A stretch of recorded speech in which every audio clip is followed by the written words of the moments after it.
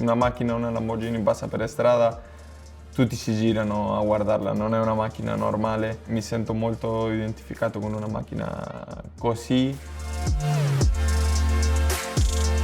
I primi ricordi di Lamborghini sono stati qua in Europa, però quando sono arrivato ero giovane, quindi sapevo che era ancora presto per poter prenderla, diciamo, e sono salito su una Lamborghini per la prima volta 6 anni fa.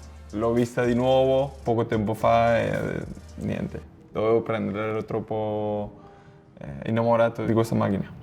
La Ventor Roadster mi piace da tanto tempo e diciamo che come tipologia di macchine con quella che mi sono sentito più rappresentato anche.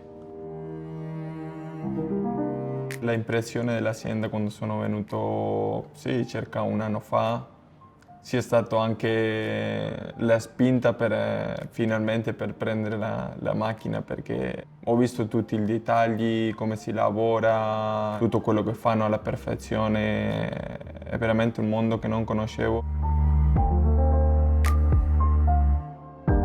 Io penso che la performance sia il cammino che ti porta a un obiettivo, a qualcosa che tu vuoi fare, come la fai, no?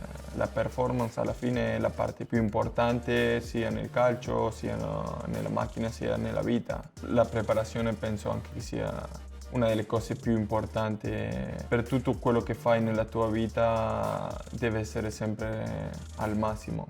Uno deve cercare di esprimere sempre il massimo, o è così come cerco sempre di mettermi obiettivi vicini, che siano raggiungibili, che possano darmi più forza per continuare a cercare altri, e penso che sia quella la cosa più importante nella vita, non cercare di trovare scuse o di guardare il male che fanno gli altri o se qualcuno sbaglia per approfittarsi, se non guardare a sé e cercare di fare il meglio per uno.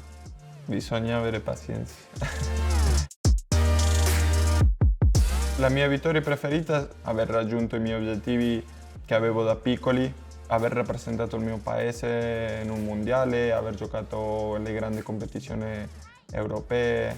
La sconfitta dalla quale ho imparato di più penso che sia stata la mancanza di mio padre, però credo che tutti abbiamo imparato qualcosa da quel giorno.